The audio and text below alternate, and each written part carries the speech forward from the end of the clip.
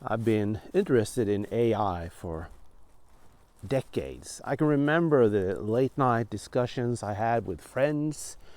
We talked about AI in sci-fi movies and so on. And I mean, I was there when the movie Terminator 2 came and Cybernet became a thing, and then over the decades this thing developed into a discussion about AI versus AGI, of course, the generalized intelligence, the actual human similarity of intelligence, and then the potential threat of this recursive loop where an AI can create a better AI, and this can happen at a incredible speed and to a singularity of intelligence. The classical fear of AI.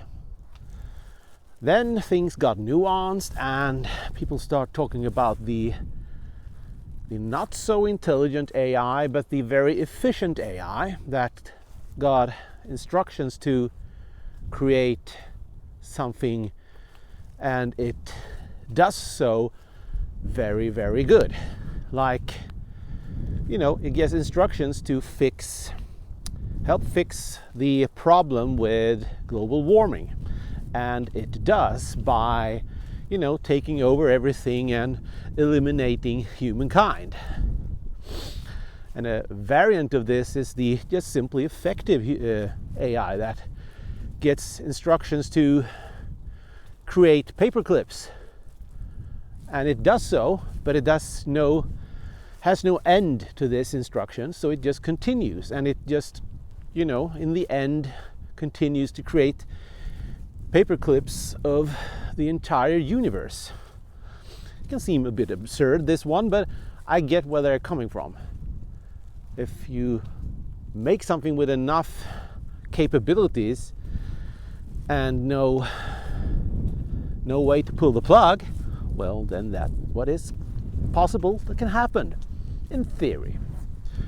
But as we know, these things are very speculative, and there's discussion about the AI industry wanting us to think about these things because they are in reality really, really far off. A kind of red herring, if you want to, supported by the AI industry. I mean, they have signed letters about it even. Sam Altman has signed letters about the dangers of the uncontrollable AGI. In reality, of course, we have not seen any sign of AGI yet. Only these rumors, only these sensational YouTube clips. But we have seen some really horrible dangers of AI. Not these things though. It is the consequences AI has on our society, with the possibility, or let me use the word risk, of all, or at least a lot of them, analytical and creative and scientific works, jobs being obsolete or not really that wanted by the market anymore, because there are cheaper solutions, robotics and agents and other solutions, AI solutions. Those things are a reality. I am a victim of that. I've lost basically all of my business to cheap AI slop, because people in reality don't care whether a text is written by a human or a large language model. They don't care. That's the simple truth, because the ones who make the real judgment is, the search engines. And they look at the traffic, and they also look at how things are technically set up, the SEO and so on. And in these things, well, the human side of things isn't very important. Well, they say it is, but that's not just true. It is actually not.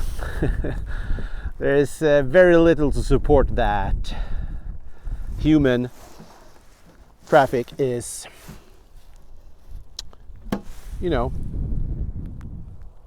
valuable. So we are at a place in time where we are probably the last generation to have a job market where jobs come and go at a normal pace. Because one of the arguments I've seen very much is that this is no problem. Jobs come and jobs go, and then new jobs replace these. Well, this time you have an AI that can replace anything new we come up with. That's the problem. There is no evident type of employment or so on in the future that's 100% AI proof. Some are, of course, a lot more safe than others. I'm heading in that direction. I'm actually going back to university to work in the medical field, in the caring part of medical field, because that thing is relatively safe, because in the end it doesn't always have to do with the capabilities of the technology. Sometimes it is actually also what the receiver requires, and people want to be supported by people if they can. You want to go to a nurse or a therapist to talk to another person, a person that not only can talk and you can connect with as a human. You can feel empathy, you can feel sympathy, you can feel all those things a screen cannot really do unless you're really, really alone and have no one to connect with. Then I guess those things matter less. But there's also the practical side. Many of these professions are multifaceted with practical job tasks as well. A nurse, for example, must be also capable of putting on a band-aid, giving you medicine, and so on. And it is these things that are difficult for an AI to replace. All these multifaceted things. It's just not a thing where you can just put everything into a robot and it will do this thing just as well. Yeah, it can probably serve a patient medicines and so on, but there's a lot of subtleties going on here.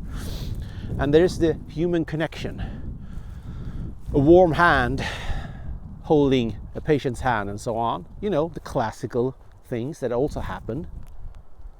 That's why it's more easy to replace a surgeon with like 10 plus years of school and education and training than it is to replace a nurse with 3 to 5 years of education, because the nurse does a job that is harder to replace by a machine.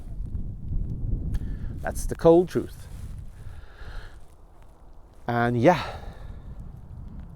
that is a new and third level of AI danger that we probably didn't see coming. Those late night discussions I had with my friend all those years ago. We worried about Cybernet. We worried about the paperclip maker, the war games computer taking over the nuclear arsenal of the world and threatening our existence. The singularity, when didn't worry enough about the possibility of a 6-finger creating large language model, and how this thing and its multiple variant of,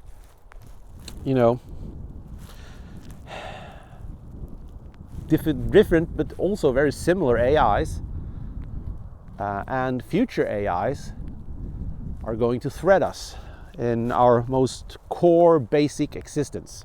Our need to have an employment and a purpose in life with our work and so on. Everything of that is threatened. And yeah, I worry greatly for the future. And no amount of discussion about AI being a hype, AI being, quite incompetent and so on is going to stop this, because those things are just small bumps on a very evident road which this thing is already traveling. And if you don't see this, well, I'm sorry, but you are very, very naive.